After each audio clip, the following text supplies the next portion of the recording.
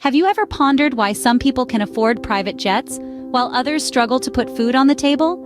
It's a question that continues to baffle minds globally, a query that leads us to the topic of the wealth gap. This disparity in wealth isn't just about dollars and cents.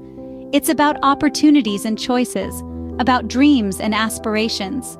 So let's embark on a journey to uncover this dichotomy, the contrasting lifestyles of the rich and the poor. It's a stark contrast, isn't it? The lifestyles of the rich versus the poor. Consider this: a day in the life of a billionaire and a day in the life of someone living in poverty. Imagine waking up in a sprawling mansion, nestled in the heart of a lush, private estate.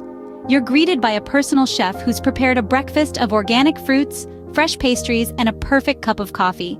Your day is filled with important meetings, business decisions, and maybe even a quick round of golf at a private club. Education isn't a worry, with the top universities open for your choosing. Medical care is top-notch, proactive, and personalized. Leisure is a luxury you freely indulge in, from world travel to high-end hobbies. Now imagine a different scene. You wake up in a small, cramped space that barely qualifies as a home. Breakfast is a luxury, and you're lucky if you have a piece of stale bread.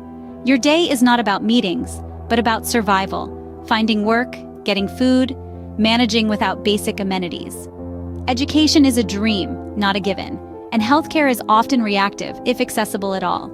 Leisure is a foreign concept, with survival being the only game you play. As we paint these two pictures, it becomes clear. The disparity is not just about the size of a bank account. It's about the stark contrast in opportunities, experiences, and even life expectancy.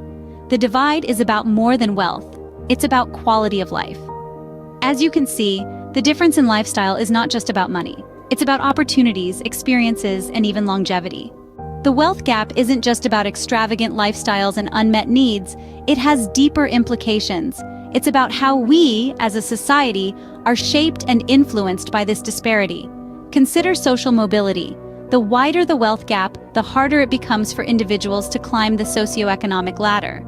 This means that those born into poverty often stay in poverty, and those born into wealth often stay wealthy. It's a cycle. This wealth gap also impacts crime rates. Research shows that areas with a wider wealth gap often see higher rates of crime.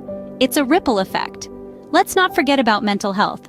The stress of financial instability can lead to serious mental health issues, and these issues are more prevalent in lower-income communities.